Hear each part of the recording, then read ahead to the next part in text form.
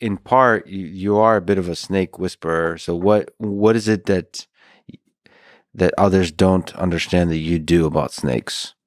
What's maybe a misconception, or what what have you learned from the language you speak that snakes understand? I don't know. It's an animal that has many times in my life I've been responsible for helping. I started catching snakes when I was very young. I'd watch Steve Irwin and go out and catch a garter snake or a black rat snake in New York, and then I had a rule. I said I have to catch 100 non-venomous snakes before I'm allowed to handle a venomous snake, if I ever need to handle a venomous snake. And then, I was on a trail one time, I think in Harriman State Park, and some guy, like some big hero, he tells us, he's like, back up. I'm going to get this. And he like picks up a stick and he like goes to like assault this poor copperhead that's sitting on the trail. And so like at like 16 years old, I had to go and like shoulder this guy out of the way. And I like got the thing by the tail and used a stick to very gently just put it off the trail. Copperhead was not going to do anything to him, but he wanted to, beat his chest and show his wife that he was tough. But then in India, I've lived in India for 5 years at this point, in and out, periodically. And snakes are always getting into people's kitchens. One time we had a king cobra get into someone's kitchen, an 11-foot snake, like a monster, like a god of a snake. This thing stood up, it would stand up and be able to look at you over the table. And this terrifying monster thing, this giant gorilla dog thing, like we caught it with one of the local snake catchers and we brought it out and he goes, I wonder why it was in the kitchen. Yeah. Looking for food. And they go, no, they eat snakes. King cobra, Ophiophagus hanna, they eat snakes. And he goes, she's thirsty. And so we got a bottle of water and we got footage of this. And she's standing up. She's going, don't make me kill you. Don't make me kill you. You're scaring me right now. I don't want to kill you. We took the bottle of water and we poured it on her nose. And she started drinking. You could see her just drinking. And the snake just took this long drink. She drank a whole water bottle. And then said, thank you so much. And crawled off. And it's like, to me, the fact that people are scared of snakes, they have symbolic hatred of snakes. If someone's evil and sneaky, we call them a snake. And like, to me, it's like when I take volunteers or researchers or students out into the jungle and we find an emerald tree boa or an Amazon tree boa or a vine snake. And it's like, it's one of the few animals, like you can't really catch a bird and show it to people. You're going to scare the bird. Its feathers are going to come out. You might give it a heart attack. Snakes, you can lift up a snake. If there's a snake in the room right now, I could lift it up and say, Lex, here, this is how you hold it. And we could interact calmly with this thing and then put it back on its branch and then it'll go. And I've seen what that does to people. I've seen how the wonder in their eyes. And so to me, snakes have always been this incredible link to teach people about wildlife, about nature. Because they have naturally a lot of fear towards this creature, and to realize that the fear is not justified, is not grounded, or is not as deeply grounded in reality. Of course, there's always New Yorker snakes, right? There's always going to be an asshole snake here and there. You're coming for me, man. Well, okay, so back to the anaconda. How do you catch an anaconda? Like what? How do you handle it? Because it's such a 25-foot or even 12-foot, these giant snakes. How do you deal with this creature? How do you interact with it? We had to learn how to do that because one of the first ones we caught that I would say maybe like a 16-footer, which is no joke of a snake, girth of a basketball, let's say. We're on the canoe and this is the early days. Like, now we're at a whole different level, but this is back when we were barefoot and shirtless and just guys in the Amazon. Yeah. And JJ's like, get off, I just listened to him. He'd be like, get off the boat. You come from the top. We're going to come from the bottom. I said, oh, okay. I just did as I was told. I came in. The snake is all curled up, dead asleep. She's got some butterflies on her eyes, trying to get salt and stuff. And all of a sudden I see the tongue. Zoom, zoom. And I'm like, shit, she's awake. And I'm like, guys, she's, and they're paying attention to not crashing the boat, to getting over there. And we're all trying to run. Snake starts going into the water. So I run ahead, grab this snake, get her by the head. So you got her by the head. You think, okay, she can't get me. I got her right behind the head, and it's about this thick, the neck. What's that feel like? Sorry to interrupt. Like grabbing this thing with its giant head. It's exciting. It's amazing. It's scary. How hard is it to hold? It's not that hard to hold. The scary part is the moment of, it's like if you ever done like a cliff dive or something, it's that moment where you go, do it. Yeah. The time, like do it. And your body's going, do not do that. Yeah. And then you're like, I got to just do it. and you Yeah, do yeah, it. yeah. Because you can't just gently like flirt with it. You have to grab No, and it's like crossing the street when there's a bus coming. It's like if Yeah. you hesitate, it's more dangerous. So like you go for it, and I got her, and I was like, I got her. And then a coil goes over my wrists, and all of a sudden my wrists slap together, Yeah. and you feel this squeeze that can crush the bones out of an animal bigger than me. And the next coil comes very quickly over my neck. And now I'm on my knees with my arms tied. If I wanted to let go of the snake, I couldn't. And my shoulders are coming together, and my collarbone is about to break. Mhm. And I tried to yell for JJ, and all that came out was, there's nothing. And so that's what they do to their prey, So I attacked, as far as the snake knows, I attacked. She doesn't know that I just want to measure her.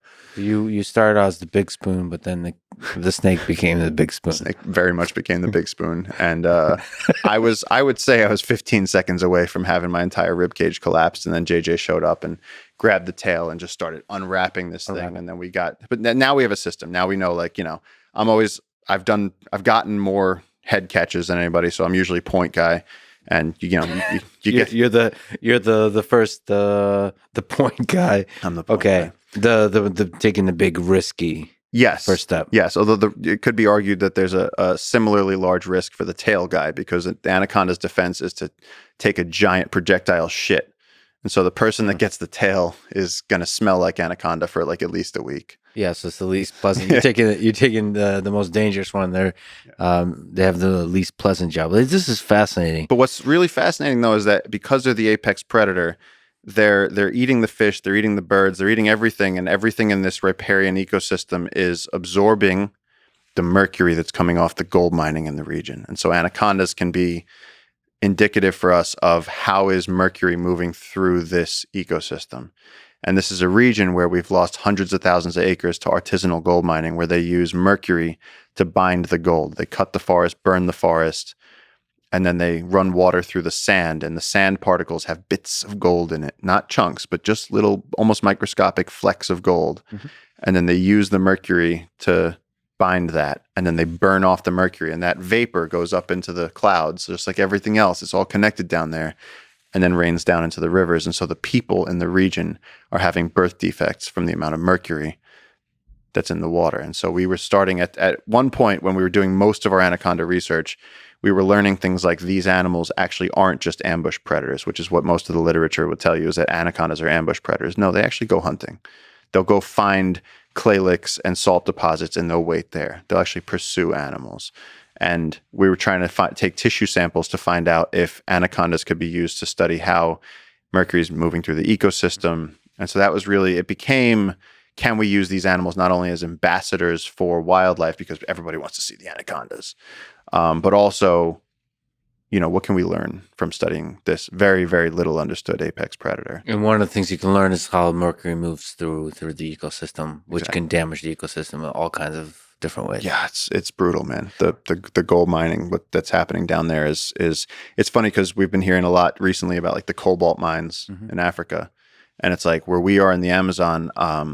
We were down there with ABC News, I want to say like a year and a half ago, with my friend Matt Gutman, who's the chief correspondent for ABC, and he wanted to see the Amazon fires, he wanted to see some wildlife, he wanted to see the areas that we're protecting, and then he goes, I want to see the gold mining areas. And I'd never gotten in so deep, but we met these Russian guys. You can't go with the Peruvian, they will kill you. Like our lawyer's father was assassinated for standing up to the gold miners. There was 2 Russian guys though who had a legal mining concession somehow, way out past the machine gun guarded limit of the Pampas, which is where they do all this gold mining. And we got in there and took footage of the desert that is forming in what used to be the headwaters of the Amazon rainforest. And it's like, there's a massive global scale ecological crime happening down there that you can see from space, from this unregulated gold mining. And the cops can't go there because they will be murdered. It's completely lawless. What's the machine gun limit exactly? It's the border of this area that they call the Pampas, which is where the rainforest has been cut and completely destroyed. And it looks like Mars. It's just sand. And inside of this area are gold miners. And we tried to get in there to film years ago. And there's just a lot of guys with machine guns who don't let that happen. And what the Russian guys have The access Russian to guys it? had access somehow. They'd come down with a bit of money and they had a Hey, new system. Yeah. And actually, what was interesting is while I was in there, they're very friendly and really, really two friendly gold miners. And they, one of them, while I was there, he, he kind of tapped me on the shoulder. He was like, look at those guys. He was like, those guys over there. He goes, I just heard them say your name. And he goes, that's not a good thing. He goes, they know exactly who you are.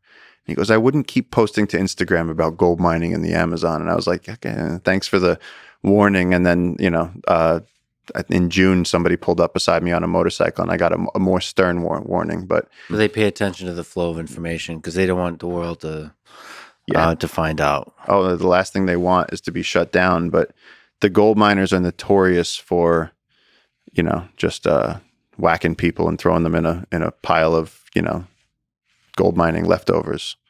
It's really like the Peruvian government has to get the military to go after them. Like the work we've done with gold miners, converting them into conservationists has all been like, I mean, I've seen the Peruvian Navy come down and literally blow up gold mining barges. And, it's a war. It's a war being fought in the Amazon. So it's possible to convert them into conservationists.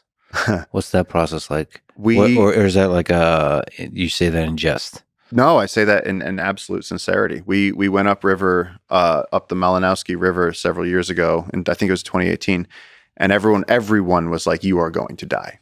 Like you will be shot and killed." And the reason we were able to do it with relative safety was that the gold miner that we were going with was the brother-in-law of one of my closest friends down there. Our expedition chef and one of the directors of Junglekeepers.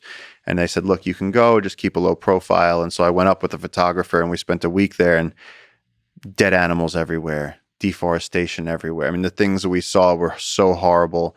And we're living with these gold miners that are, they're getting their gold, they're burning off the mercury. I watched a guy smoking a cigarette, burning the mercury off of his gold with the vapor going straight into his face, with his child right there. I mean, unbelievable negligence of just sanity. And then towards the end of the week, the Peruvian Navy comes down the river and everyone starts scrambling. And I was like, I'm just going to sit here with my hands up because, and they didn't even stop. They found the gold mining barge. They have a floating thing in the river that just plumbs the bottom of the river, just sucks all the sediment up. And they stopped and they strapped a bunch of explosives to this motor, and good Lord, the sound of this explosion, and there was just hot metal raining down all over the place. And then they just went, a bunch of guys in fatigues, and they just kind of like looked at us like, peace. And I sat there with this gold miner and I went, now what? And he went, well, now I got to go get a new motor. And I went, why don't you just do something else? And he goes, what else is there? And I went, look what we do. And I sat there with my phone and I was like, see this? These are pretty tourists, and we feed them food and we show them tarantulas and macaws and things. And he looked at this and he went, wow. He goes, that looks like so much fun. And I went, it is so much fun. I said, we bring students to the jungle. He goes, so you're saying if I build you a lodge, you'll bring people? I said, yeah. And I came back a year later and he sat there with a chainsaw, a hand saw, and some nails. And he cut down like 17 palm trees and he built an ecotourism lodge. So you give them another channel of survival, yes, of making money.